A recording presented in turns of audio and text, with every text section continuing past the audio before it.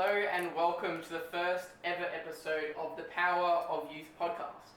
We are all extremely excited to start this journey with you all and explore the world through the eyes of youth. This podcast is all about discussing, debating and sharing the perspectives of youth on issues in our world. My name is Simeon, I am 18 years old and I have a passion for social issues and watching sport, and I'm joined by Alex and Alannah. Yes, I'm Alex, I'm also 18 years old. I too, like Simeon, have a bit of a passion and for, what's going on in the world right now. After that, I really love music, I love listening to it, I love spending hours of the day with my headphones in. Probably really bad for my eardrums, but it's worth it. Hi guys, I'm Alannah, I'm 17 years old and I have a real passion for crime and social justice.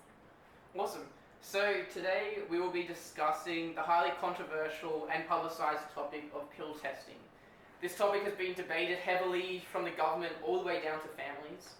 So to start with, the largest question of all, should pill testing be introduced in every festival? It's a really interesting question because there's positives and negatives to everything.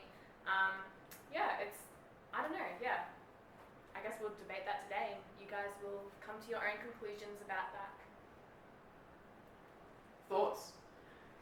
For me, I've done my research and look, there are positives, there are negatives, but at the end of the day for me, I think the biggest positive of it all is that it has the potential to save lives, and even if it doesn't save lives every time, it's like, say, some form of, say a really risky brain surgery, you only have maybe a 40% chance of living after it, but at the end of the day, I think your average person would probably take that 40% chance of living, because who doesn't like being alive? And for me, the fact that even if we do put it in place and it might not save a life every time, for every life saved, I think that's what's worth most about it.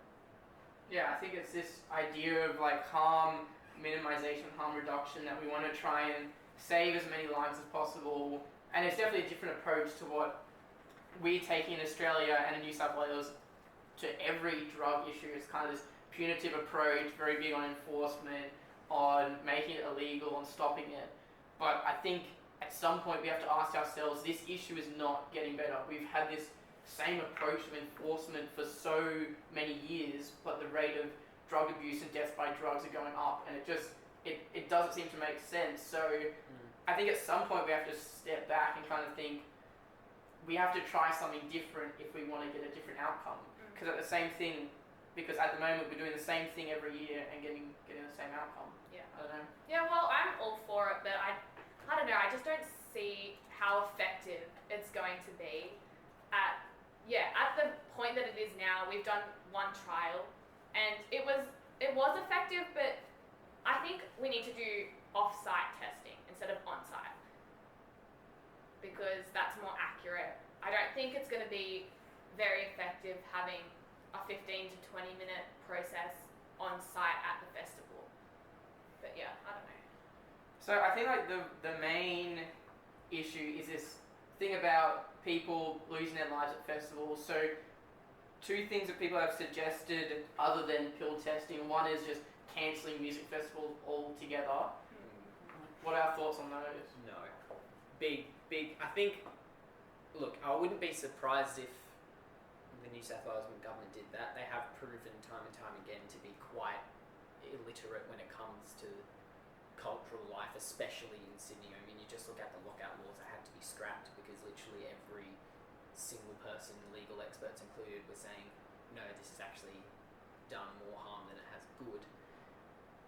Banning, Sydney already does struggle a lot with, in the past few years, as someone who's really involved with music, I know for a fact that since things like lockout laws, since these crackdowns on festivals, it's really started to kill the cultural life in this city.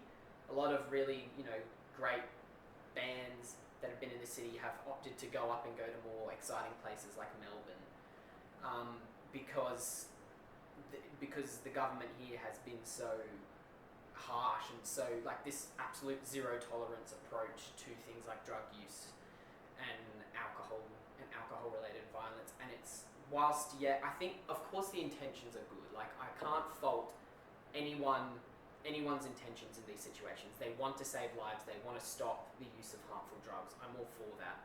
However, the extremities that they go just sacrifices possibly the livelihood of someone else as well. If you know what I mean.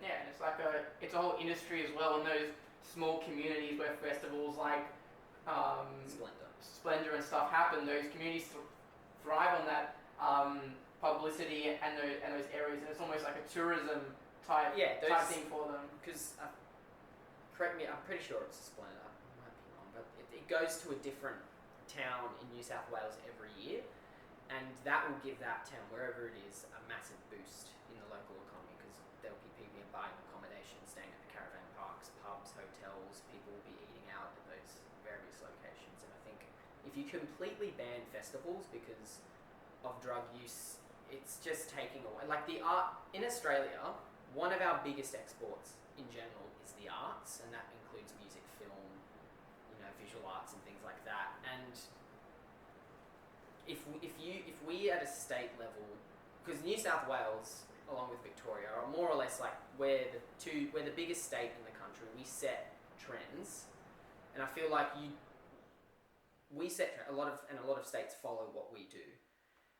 We set the example of, we can sacrifice a massive part of our economy because we want to deal with one issue. Then what precedent does that set to smaller states such as Northern Territory, Tasmania, that really do rely on the bigger states for leadership? Yeah.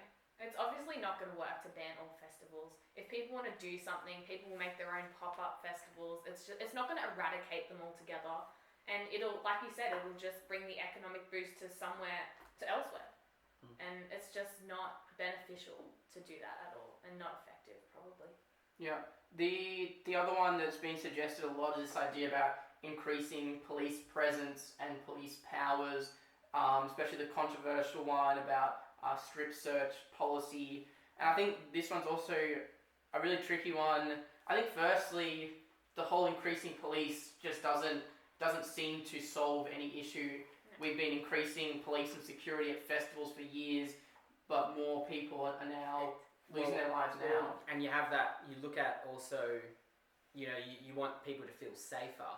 You look at the whole scandal that's been going on right now with underage strip searches by police who were that's just another issue of why did not the police get well educated on the legislation that governs their powers. But people, I think, it's going to start creating a bit of a distrust between younger people and police. You have that a lot in places like America, and that's caused problems for generations.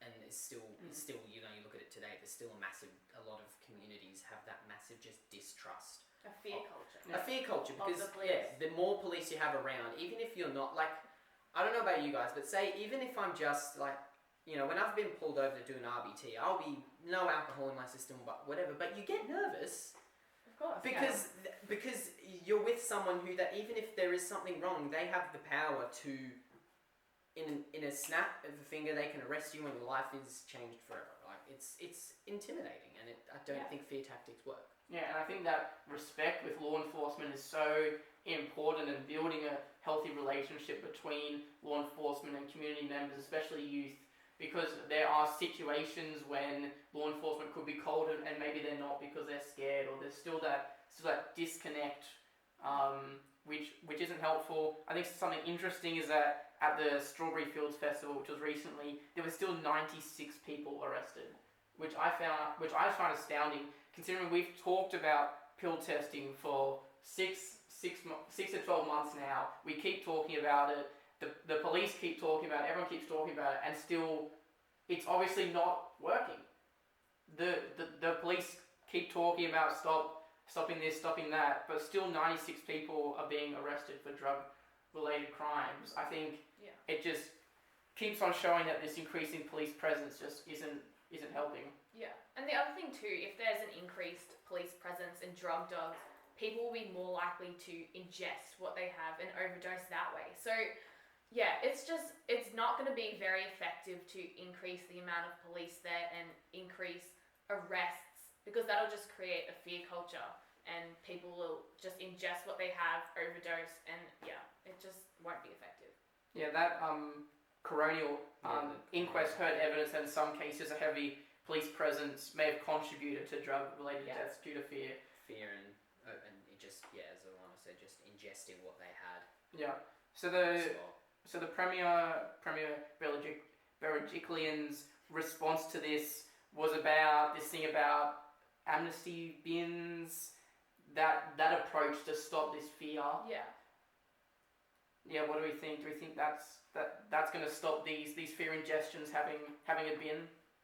Yeah, well, it might, but people make decisions quickly when they're fearful. They might not make the most appropriate decision, but amnesty bins would be probably somewhat effective if you just put it in there without a fear of prosecution.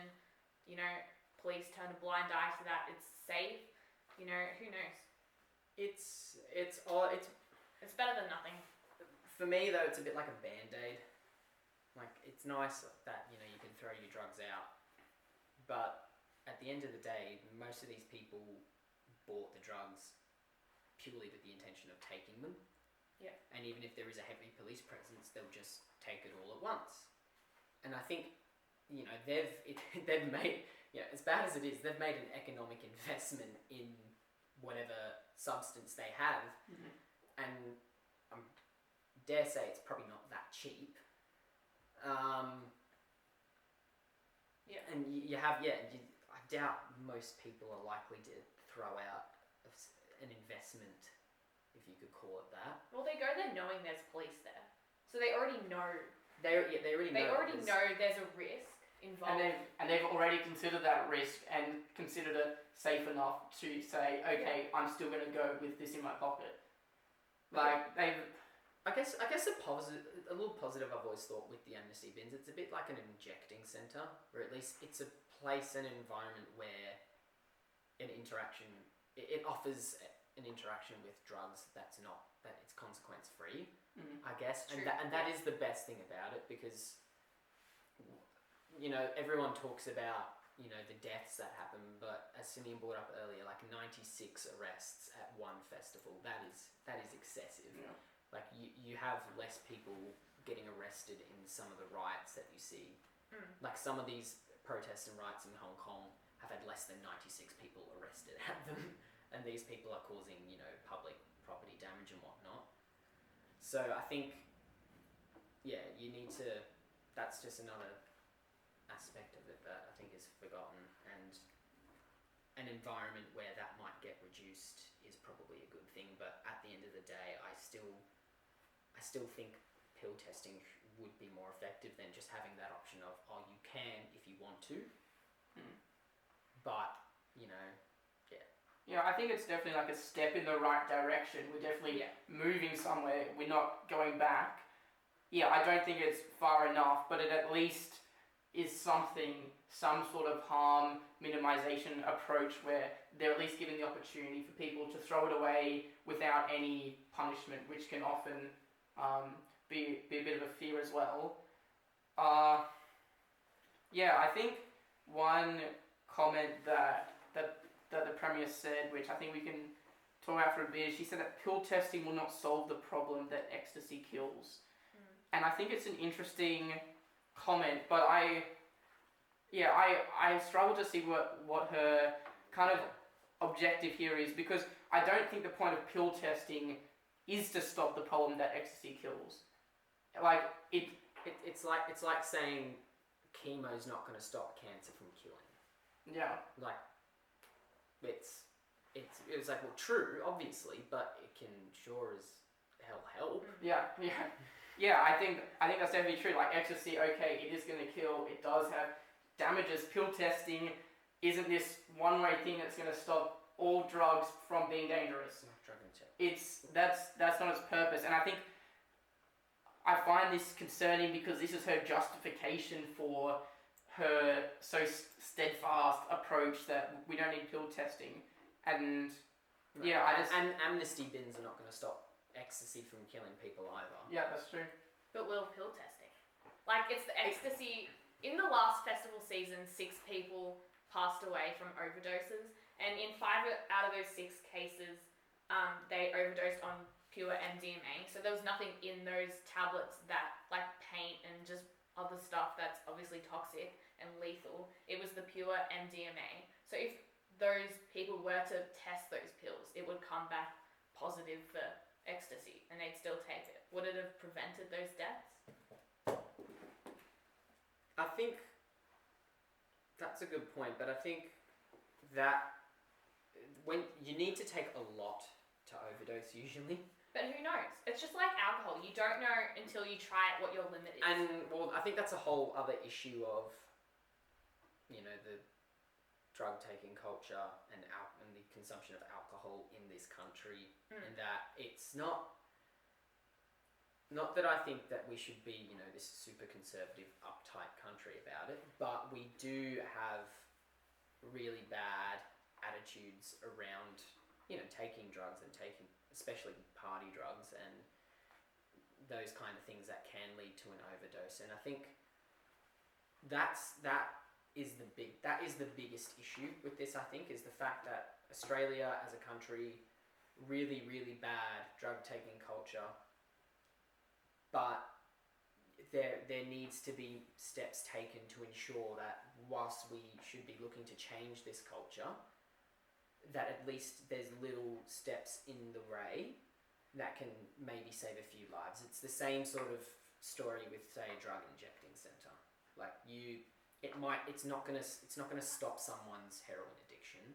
It's not gonna solve the problem of, you know, rampant heroin addiction amongst the homeless population in places like Melbourne and Sydney. But it's at least a measure and at least a safeguard that can go, okay, so we've given these people at least the chance to maybe move out, and we've got a safeguard that's going to at least minimise the harm of this issue, rather than just like this instant solve. And I think that's a big problem with this Liberal government that we have right now, is this obsession with like, oh, we need something that's an instant solve to the you know, taking drugs in festivals and whatnot. And I think it's just, that's a far too black and white way of looking at it. It's a really nuanced thing that's, you know, it goes way into like as I said, the cultural perceptions in Australia around recreational drug use, and that's the thing that needs to be focused on changing more, rather than, okay, how are we going to stop a bunch of, you know, 18-year-olds taking an ecstasy pill?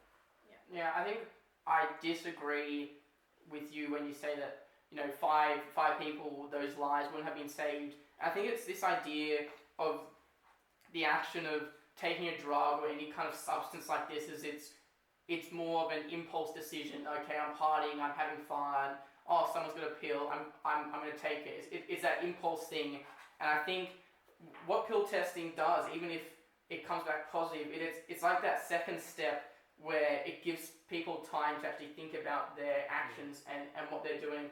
Like you see in, I don't know, somewhere like America, let's say, where weapons are so easily on people's person and so available, that when someone's kind of full of emotion and that impulse decisions made, it's super easy to be able to take that out straight away, and that can have really damaging effects. As in other places where weapons aren't as available, you can be really hyped up, you can be in a fight with someone, but before you go back and get your weapon at home or have to go buy it off the black market, it actually gives you time to think, okay, I might actually not. And I think with pill testing, the person has to then walk to the place, hear it, this is ecstasy, that gets put in your head again, and it kind of gives them time to think. And I think that time is really beneficial in just having that second step before someone takes a drug, so that it's actually not an impulse decision anymore. It's actually something that they've considered and someone else has talked to them about it.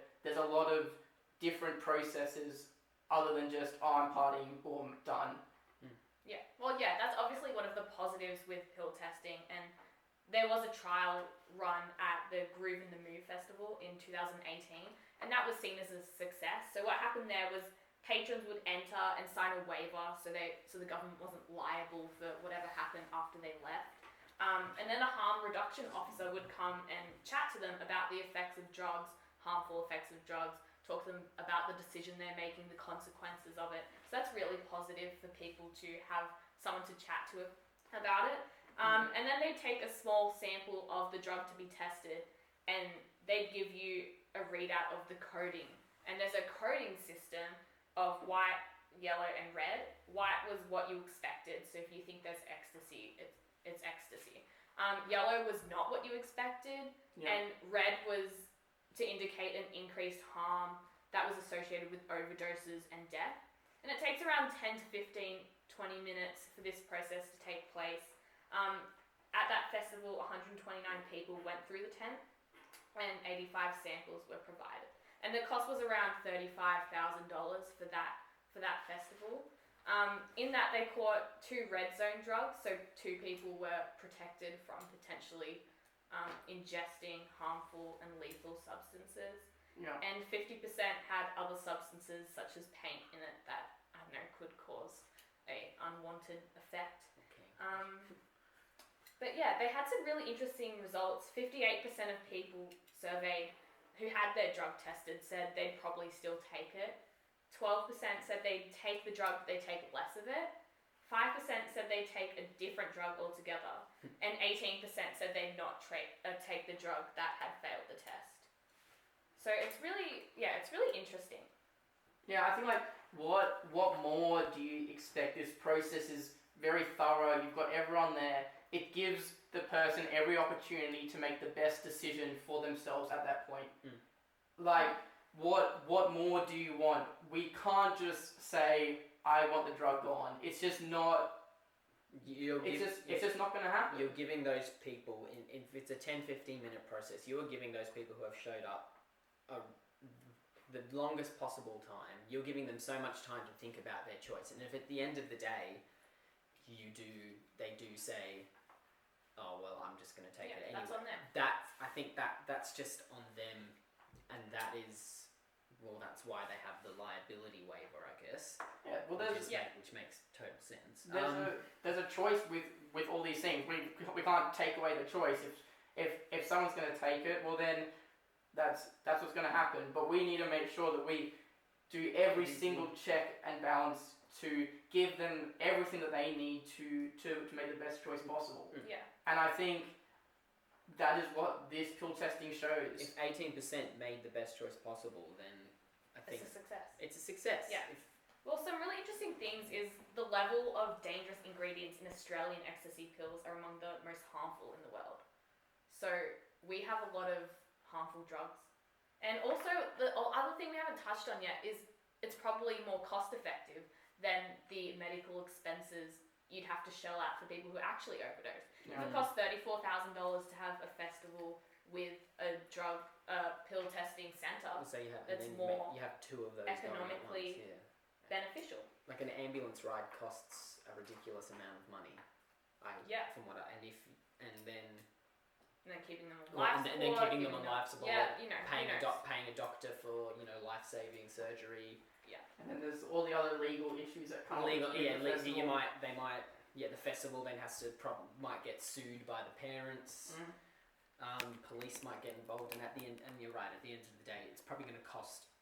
All that process is going to cost more than say running 2 or 3, maybe $100,000. The festival will probably cost more to run than the actual tents itself. Like a festival will be upwards of a couple of million to run. Yeah. It's not a big expense. Like they have. Do you want to talk about some of the negatives? Yeah. Well, what are some of the negatives? Well, like I touched on earlier, you need at least 24 hours to prove a drug is completely free of toxins to provide accurate results. So maybe they could implement, a day before or maybe even a week before to send in drugs to an off-site place, a chemist somewhere, I don't know. They do that in Scandinavian countries to get a better, more accurate result. So is it maybe better to do that? Also, should we charge people for the service? Who knows? I think on the It is first expensive. one that you said about people sending it in before, like, I think it's hard to make a comment when we haven't done it, like, tried it. I think it's just one of those things that let's just Trial and trial it. error. Let's just see what a trial happens. and error. Yeah, I think Yeah. an issue might be if people can be bothered, let's say, to send stuff in and to get it back and to go through that whole process. It would involve, some paperwork and stuff. You'd have issues with parents possibly and family, and I think it would be tricky. But why not try it? But and at the end of the day, it goes back to a point you were making of it gives them more time to think about the choice that they're like. If they have to go through this really long, arduous process just to get their hands on a party drug, then they have that more time to think about, do I really want to take this drug? Yeah. If the process is going to be so long, then. But like you said with party drugs, it's more of a split-second decision. Like you might buy it on the day, exactly. So you don't really know in advance if you are going to partake in drug taking. Some other things that are interesting is one of the deterrents of taking drugs is the risk that there may be other things in it. So if we give the results of a known concentration of a certain drug and we've told them there's no contaminants in it, will they take a drug they otherwise wouldn't? Maybe. I wouldn't. I don't know about you. I don't know, but it's just one of the deterrents. Like, I don't know. Yeah. So, yeah. I think, another interesting one was in the Strawberry Fields Festival. Unfortunately, a 24-year-old man passed away recently. He suffered cardiac arrest from taking a cocktail of cocaine, MDMA, and GHB.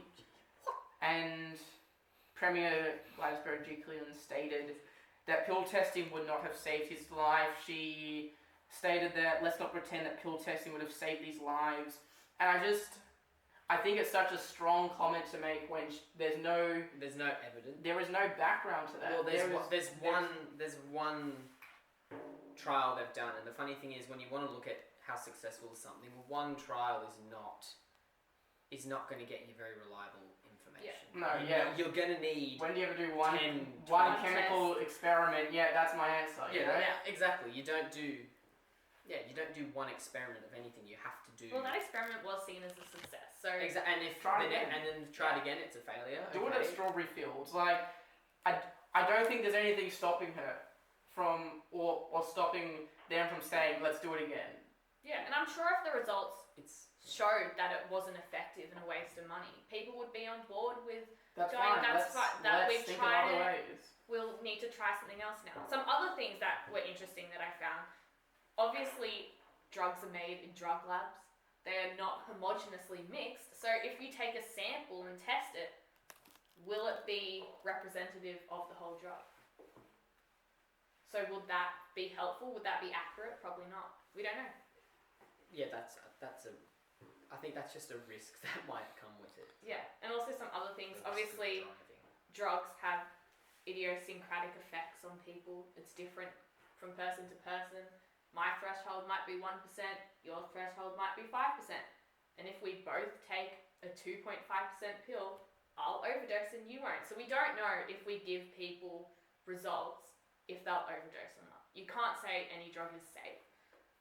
Will there be a liability for the government if they say it's fine and people overdose? At the thing, Simeon said they signed a waiver saying the government wasn't liable. I mean, they wouldn't want to be, but... But what do you think the media would find with that if they introduced pill testing, people kept overdosing? It would depend on the media outlet, because some are really for it, some are really against it. Some would jump at it and go, "Ha, look at this, the government was wrong, pill testing is bad, someone got their pill tested and they overdosed." Another would say, "Oh, this is just an unfortunate accident. It was never going to be a 100% foolproof plan." Yeah, well, at the end of the day, people are going to do what they want to do. We should give them the full amount of resources for them to make an informed decision. I mean, we can't stop people from taking ecstasy or other drugs at festivals. Pill testing, let's try it out, see if it works. Maybe it won't, maybe it will. If it's not effective, maybe we can do off-site testing, maybe try something else. But yeah, at this point of time, the government is not bringing in pill testing, and they're just going to introduce amnesty bins, and that's where we're at That's right where now. we're at. Yeah, I think just from the other perspective, because obviously there was a coronial inquest and into this, so the New South Wales coroner stated that I'm in no doubt whatsoever that there is sufficient evidence to support a drug checking trial, and this was after getting advice from medical experts, harm reduction advocates, the music industry, law enforcement, festival punters, and him actually attending the festival themselves. Furthermore, 20 heads of department at Sydney St Vincent's Hospital have urged the Premier to scrap strip searching and adopt pill testing. In 2018, 60% of voters supported pill testing.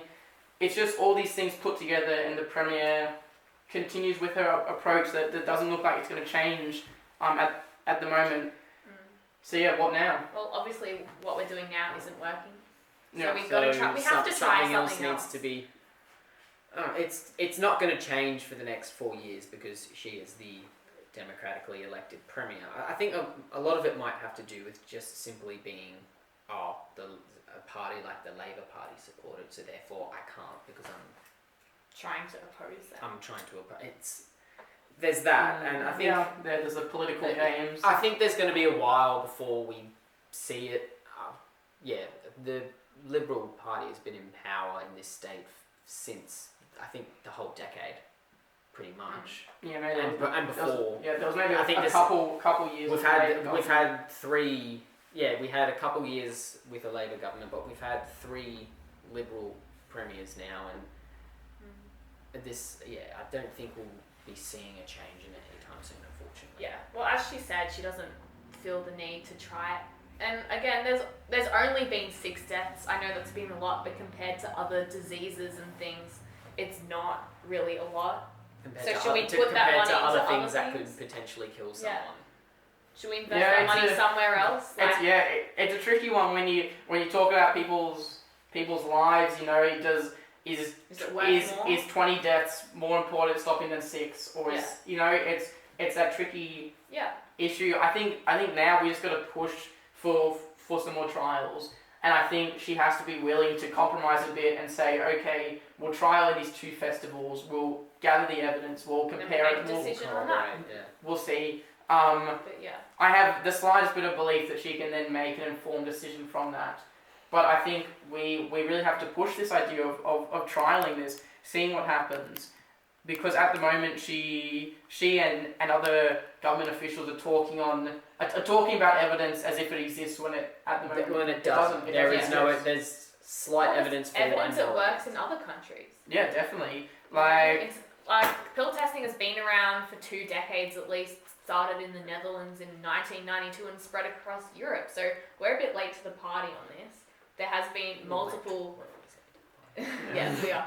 But yeah, there's been so much evidence that it does work in other nations, and I'm sure she's just refusing to believe that it exists. I don't know. It's a, as I said, it's a political thing. She's taken a position. She's got to stick with it. And unfortunately, with the way, especially in Australia, considering how partisan our 2 parties have become, she has to stick with it. Otherwise, if she steps out of line, there's a potential for her to get kicked out of being the premier, because as we've seen recently, the big boss of each party and whoever's the leader of the state or the country changes every 5 seconds. Doesn't have that much power. Yeah. At the end of the day, they need to keep their party satisfied, and she might deep down personally believe that it's a great thing, but she might have a massive coalition of backbenchers who think it's terrible, and she needs to be able to please her party in order to stay in power. And I don't know. I think this is her time to step up and take control, to be a bit courageous. I think when the whole abortion bill was being debated, she sat back, she didn't do anything, and she got criticised for it. And I think she's at risk again here by kind of sitting back, not really listening to anyone. I think this is her time to kind of step up to take a charge and be like, okay, I'm really gonna give this a shot. Everyone wants it. Everyone's telling it to me, and I think at some point she just has to say, let's try it and let's see what happens. Yeah, we'll just try it. It might work, it might not. As we've looked at, there's a lot of evidence that it might not be effective in its current format, but you can Nothing is when change you that start. format. Nothing is when you start. Yeah, see what works, see what doesn't work, implement things that work. Obviously, increased police presence and fear tactics is not helping anybody at all, and we have a drug culture here in Australia, and that's not going to change with just ignoring the problem. Yeah, thank you all for joining us for our first ever episode of the Power of Youth podcast. Let us know your thoughts through our Instagram and our other social media outlets, and feel free to share this with your friends and people that you know. And always remember that the youth have power. See you next time, where we will discuss climate change. Bye. Bye. Bye-bye.